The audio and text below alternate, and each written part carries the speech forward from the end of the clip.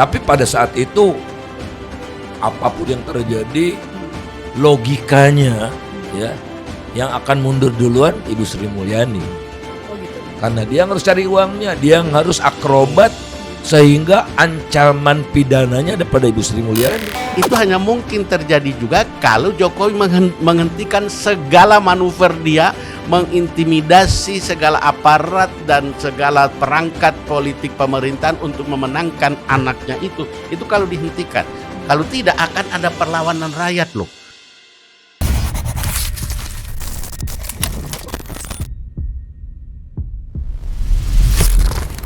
Kenapa Bang Faisal kemarin-kemarin beberapa hari terakhir men-challenge menterinya untuk mundur? Itu Bang Faisal yang men-challenge atau Bang Faisal mengabarkan berita tuh yang berapa Mengabarkan hari berita ramai sebetulnya, di mengabarkan berita. Dan karena Pak Jokowi kan masih sampai Oktober, ya kita tidak bisa membayangkan kerusakan yang akan dia lakukan sampai Oktober. termasuk milik Gubernur DKI. Sebelumnya bisa kan itu ya? Apapun ya. Coba Anda bayangkan lah ya. Tadi mimpi bangun infrastruktur, mimpi mewapreskan anaknya aja dia wujudkan.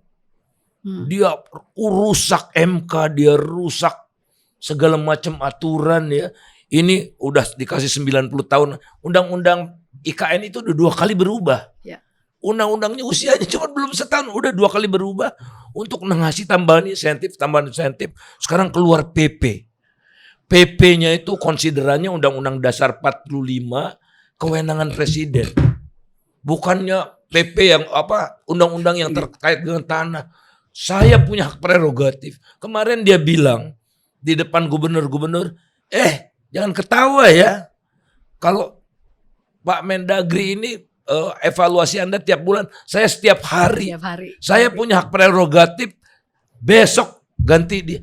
Ini udah raja, dia menganggap dirinya raja. Oh, padahal gubernur dipilih oleh rakyat loh. Nggak, ini PJS, karena 197 pejabat daerah itu PJS. PJS yang disebutkan adalah PJS. Setiap hari akan dievaluasi. Hak prerogatif saya. Gila. Oleh karena itu kita harus hentikan Jokowi ini. Ya, harus kita hentikan. Kalau enggak ongkosnya mahal sekali. Oke. Berarti kalau kita balik ke yang tadi ya soal anggaran IKN yang membengkak. Terus kalau misalnya investor nggak masuk gimana tuh Bang jadinya? Ya, Utang lagi? Mangkrak. APBN. Tapi pada saat itu apapun yang terjadi, logikanya ya yang akan mundur duluan Ibu Sri Mulyani. Oh gitu. Karena dia harus cari uangnya, dia harus akrobat sehingga ancaman pidananya ada pada Ibu Sri Mulyani. Alokasi anggaran. Saya diceritakan ya, tapi saya nggak bisa cerita sih. Pak Jokowi minta yang tidak ada di APBN pun dia carikan dananya. Gitu loh. Jadi apa menteri bisa apa? Ya itu tadi Bang Sony bilang kan, diambil dari sini, ambil dari sini, ambil dari sini semua. Dan herannya Pemdanya itu, pemerintah daerahnya itu tidak bersuara. Seolah-olah enggak ada perlawanan gitu ya. Harusnya kan daerahnya perlawanan, karena itu dia nanti kriminalisasi. Oh, cari kalau nggak patuh sama saya, cari kesalahannya, kejaksaan gitu-gitu. Jadi ada satu metode Jokowi juga yang jahat menurut saya, adalah menyandera musuh-musuh politiknya atau calon musuh-musuh politiknya. Kalau kamu nggak mau, ini kasusnya udah ada nih. Kasus pribadi kah, kasus publik kah, udah ada di tangan dia semua. Oleh karena itu saya yakin Bang, mohon maaf kalau saya salah ya Bang ya, Bang Sony, PDIP pun sudah disandera. Kalau PDIP ngelawan, mundur, Harun Masiku ditangkap segera. Hasto masuk proses. Suaminya Puan juga barangkali kena. Nah begini-begini. Menurut saya, ayo kita jujur sekarang. Kita buka semua untuk kita masuk ke era baru yang bersih gitu. Udahlah, kita harus berkorban semua. Ya. Pak Sony, kalau tadi Bang Faisal nyebut-nyebut soal menteri dari PDIP sendiri, sebenarnya sudah ada wacana atau belum? Jadi Jadi kami di PD Perjuangan sejauh yang saya tahu, karena tidak sepenuhnya juga saya mendapatkan informasi langsung, tetapi sejauh yang saya tahu adalah Ibu Mega menghendaki untuk tidak ada pergantian kekuasaan itu selalu di tengah jalan. Karena itu kami Ibu Mega yang sejauh sekali lagi yang saya ketahui adalah menghendaki untuk menteri-menteri PDI Perjuangan mengawal Pak Jokowi untuk sampai paripurna. Ya, karena bagaimanapun juga sejak awal PDI Perjuangan yang mengusung Pak Jokowi, maka kami mengawal sampai paripurna dengan segala situasinya. Apakah ada sandra-sandra seperti Bang Faisal ke kami tadi? Saya juga nggak tahu. Tetapi itu kondisinya, saya kira itu adalah pengalaman historis dari Ibu Mega. Bapaknya diturunkan di tengah jalan. Kemudian Pak Soeharto juga diturunkan di tengah jalan. Dia tidak ingin mengalami atau membiarkan keadaan ini terjadi lagi. Dan tentu saja dengan demikian dia dambakan yang dia kehendaki tidak boleh ada situasi chaos lagi yang memecah belah bangsa ini. Kecuali di luar kendali dia. Tetapi setahu yang saya pahami, dia sangat ingin bangsa ini aman, tentram, semuanya berjalan. Kan muncul juga suara-suara di tim kami, itu hanya mungkin terjadi juga kalau Jokowi menghentikan segala manuver dia, mengintimidasi segala aparat dan segala perangkat politik pemerintahan untuk memenangkan anaknya itu kalau dihentikan. Kalau tidak akan ada perlawanan rakyat loh. Kalau rakyat itu marah pada titik itu. Salah satu simbol paling tidak yang saya amati, ketika Pak Jokowi ke Jawa Tengah baru-baru ini mengumpulkan para petani, diam-diam para petani itu bangun pergi gitu loh. Oh iya. Itu kalau secara dari sisi karakter Jawa, presiden pimpinan ada tapi rakyat pergi. Itu kan sebuah perlawanan yang sangat halus, simbolis gitu. Saya khawatir aja. Gini Bang, kemungkinan chaos mana lebih besar kalau Jokowi kita biarkan cawe-cawe terus atau konstitusional? Sebetulnya kan ini gerakan moral. Ya. Menarik menteri-menterinya kan gerakan moral nih. Yang mendelegitimasi Jokowi sehingga Jokowi barangkali sadar, oh ya enough is enough, saya nggak mau lagi kayak gitu. Dia sadar. Tapi kalau kita biarkan apalagi dikawal sampai akhir 20, tanggung jawab lu PD Perjuangannya Bang. Kalau kerusakannya makin dahsyat gitu. Tentu begini, semua ini kan berdinamika. Ketika kehendak rakyat itu di lapangan itu terus-menerus bergelombang, rasanya juga siapa yang bisa menahan dinamika itu yang terjadi. Tetapi yang saya tangkap adalah jangan sampai PDI Perjuangan yang mengusung Jokowi lalu kemudian menjatuhkan Jokowi, itu yang tidak elok. Tapi ketika rakyat, kita tolong PDI Perjuangan menyuarakan ini loh kehendak rakyat, itu Bu Mega akan dengar. Ya Bang ya. Oke. Ya, gitu Oke. kira-kira. Bang Faisal, Anda kan pernah bilang yang berhasil dari Jokowi adalah tingkat inflasi turun, rendah gitu ya. Terus kalau yang tidak berhasil atau negatif atau buruk itu adalah korupsi gitu ya. Atau kalau ekonomi ya, indikator ekonomi, korupsi udah pasti jahat Pak Jokowi ya. KPK dilemahkan, itu jahat sekali. Iya. Tapi tokoh-tokoh bangsa dibohongi sama dia kan. Tapi kalau yang paling gagal dari segi ekonomi ya pertumbuhan. Ya, pertumbuhan. Dia janji meroket padahal 5% terus. Kedua, tax ratio turun terendah sepanjang sejarah. Tapi katanya di bawah karena ada ya? COVID sehingga pertumbuhan tadi terganggu. Gimana? Jadi kan periode First term pertama juga udah turun Bang. Ya, periode pertama janjinya 7%, realisasinya 5%. Periode kedua targetnya 6%, realisasinya 3,5% karena ada COVID. Kalau COVID-nya saya hilangkan jadi 4, sekian. Jadi tetap tidak mencapai 5%. Tetap. Iya, maksudnya walaupun tanpa COVID, perhitungan Bang Faisal tidak 5%. Nah, sebenarnya tapi tax ratio yang paling tragedi di bawah 10%. Di bawah 10%. Harusnya idealnya berapa tax ratio dan berapa pertumbuhan ekonomi yang menurut Bang Faisal itu masih realistis untuk 21%. Ya, kita pernah mencapai 21% tax ratio-nya. setidaknya ya 21% 5 tahun nggak bakal bisa lah ya. Seperti Gibran katakan itu 23%. Itu bukan tax ratio sih kalau saya lihat di visi misi mereka itu seluruh pendapatan pajak maupun bukan pajak. Itu 23, itu pun mustahil karena non tax revenue cuma 3% dari GDP. 3 tambah 9 kan cuma 12. Dia mau 23. Nah, yang begini juga kan ya mirip bapaknya, janji-janjinya gombal-gombal itu. Jadi character doesn't change. Character doesn't change. Ya. Ini kemarin kan ada acara di KPK, komitmen 3 paslon untuk mencegah atau pemberantasan korupsi. Itu kan masing-masing paslon berbeda ya. Nah, kalau 03 apa kemarin tuh? Dari Ganjar Mahfud kalau nggak salah satunya adalah memenjarakan koruptor ke Nusa Kambangan, seperti itu ya. Oke, jadi begini. Memang menjadi perhatian serius di kami termasuk di PD Perjuangan. Karena situasi kita sekarang, kita semua ketahui, hampir semua lembaga, anggotanya, pimpinannya, itu terjerat korupsi.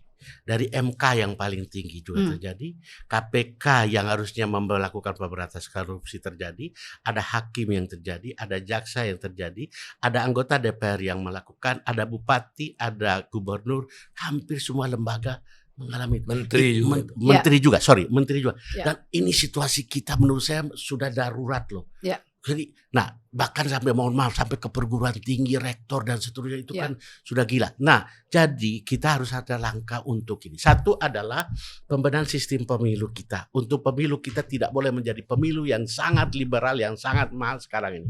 Kedua adalah kita harus ada sebuah komitmen bangsa. Oke. Kita harus stop sampai di sini. Saya tidak tahu. Usulannya bisa saja sebelum ini kita ada semacam penghapusan atau semacam itu. Ya, kemudian mulai dari sekarang siapapun yang melakukan korupsi akan kita ke Nusa Kambangan tadi untuk atau penjarakan dengan sanksi hukum yang maksimal. Tetapi juga bersamaan dengan itu harus ada pembenahan partai politik. Karena bagaimanapun salah satu sumber kepemimpinan nasional ini partai politik. Pendanaan partai politik harus juga kita benahi di dalamnya untuk memungkinkan tidak boleh terjadi cawe-cawe dengan anggaran negara dan seterusnya. Kalau itu masih juga bisa pilihannya menaikkan sumbangan ke partai politik dari APBN. Tetapi begitu dinaikkan lalu masih terjadi ini, maka siapapun anggota partai mau di parlemen, mau di bupati, gubernur dan seterusnya harus bisa dipenjarakan secara maksimal dan seterusnya. Nah, tapi menurut saya kuncinya yang pertama adalah pada teladan pemimpin nasional, pada presiden dan wakil presiden. Kalau mereka sendiri tidak serius dan membiarkan semua ini terjadi, ya akan terjadi seperti sekarang juga. Dan saya yakin Ganjar dan Mahfud punya track record untuk itu. Jangan kita pilih pemimpin yang baru mulai saja sudah mulai merekayasa, tidak hanya hukum loh, etik loh. Pelanggaran etik berat itu paling dasar. Bang Faisal, menurut Anda korupsi itu bisa diberantas seperti apa? Kalau misalnya 01 kan memiskinkan koruptor dan mensahkan undang-undang perampasan aset. 02 gaji dinaikkan, gaji pejabat gitu ya. Nah, kalau menurut Anda seperti apa sebetulnya yang paling tepat? Ya sebetulnya kan sudah ada namanya rancangan undang-undang perampasan aset itu. Tapi tidak dibahas-bahas oleh DPR gitu kan. Takut dia miskin duluan anggota DPR gitu kan. Jadi yang penting adalah kelembagaan partai politiknya ya ditata semua. Ini kalau sekarang udah kenyang korupsi di DPR, mau pensiun anggota BPK, diduitin juga di BPK kan, udah kejadian. Kenyang di DPR, ingin terhormat jadi hakim Mahkamah Agung, penjara juga. Hakim MK, penjara juga. Ini baru-baru ini dengan segala hormat yang dari P3 kalau saya nggak salah itu kan Arsul Sani baru dilantik ke MK. Karena dia udah nggak maju kan DPR gitu-gitu ya. Ini harus ada pemisahan yang tegas antara penguasa dengan pengusaha satu. Kemudian untuk misalnya jadi hakim agung, jadi hakim ini tidak kemarin mundur besoknya jadi hakim agung, nggak, 5 tahun jedanya itu karena yang milih teman-teman dia kan. Kan ini udah nggak benar kayak begini. Republik Indonesia seperti perusahaan keluarga. Jadi reformasi kelembagaan negara ini penting satu. Kemudian ada checks and balances. Ini kan karena nggak ada checks and balances. Karena konsesinya dibagi-bagi sama Jokowi. Kamu ini ya. Hampir semua kan ada kasus kan. Erlangga Hartarto ada, kan kunci. Kenapa Ketua Umum PAN juga dukung, tadinya kan dukung Ganjar kan?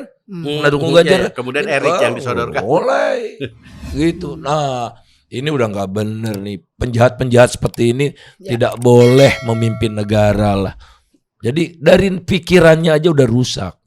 Jadi semua yang dia titahkan api semua. Nah, masa kita biarkan dia sampai Oktober membakar terus? Bisa kebakaran semua. Oleh karena itulah pendekatan saya sangat kultural. Yuk kita delegitimasi dia bukan dengan aksi massa bakar-bakaran, tapi mundur para menterinya itu. Kayak 98 dong ntar Bang. Ya kalau 98 kan ada macam-macam, ada pelakunya juga yang mau nyapres ini. Ya Anda bisa bayangkan itu. Ini pendekatan kultural. Oke. Kalau berarti kan kalau misalnya kita bicara korupsi berarti luas juga ya Bang. Maksudnya dan IKN, balik ke IKN tadi, kalau misalnya masih banyak korupsi ya tentu nggak akan bisa real ya. Dan ingat, power tends to corrupt, absolute power corrupt absolutely. Ini di Pak Jokowi ini. Absolute power dia. Ya, saya kira benar pembatasan tadi antara legislatif, yudikatif dan seterusnya. Jangan sampai sebelumnya legislatif lalu langsung pindah ke yudikatif dan seterusnya. Aduh, agak susah. Belum lagi oposisi tidak dibangun dan seterusnya, sehingga semuanya menjadi tunduk kepada presiden. Presiden menjadi sangat powerful, merasa diri apapun yang dia lakukan saya nggak ada lawan, sampai MK pun bisa diintervensi dan seterusnya. Lalu kemudian tentara, polisi dalam ikut cawe-cawe di dalam pemenangan anaknya. Saya kira apa yang dulu dijanjikan oleh Pak Jokowi, mohon maaf saya di tim Nawacita 1 dan Nawacita 2, revolusi mental waktu itu saya berbunga-bunga, keren. Revolusi mental loh, ini yang sangat kita butuhkan karena 98 itu salah satunya adalah perlawanan terhadap KKN. Jokowi maju dengan revolusi mental, itu dari dia dong. Kami kaget, wah keren itu. Saya menyambutnya dengan gembira. Ternyata hari-hari kata banyak orang bukan revolusi mental Pak Sony, revolusi mental. Revolusi mental. Dan Bang, ironisnya Pak Jokowi tidak pernah bicara revolusi mental, itu tidak pernah. Yang bicara tim sukses. Ya. Jadi Pak Jokowi secara pribadi nggak pernah janji. Tapi itu dari dia loh. Melontarkan diksi ide itu. awalnya diksi revolusi mental itu dari dia. Jadi saya senang benar kita melakukan perbaikan seperti karakter building dulu gitu loh. Jadi di prank semua ya rakyat Indonesia. Oke. Ya, terima kasih Bang Faisal, Pak Sony Keraf, terima kasih. Dan untuk sahabat DN, jangan lupa saksikan program kami lainnya, Mimbar Bebas dan juga Bang X Napi. Terima kasih sudah menyaksikan Open Minded. Sampai jumpa. Assalamualaikum warahmatullahi wabarakatuh.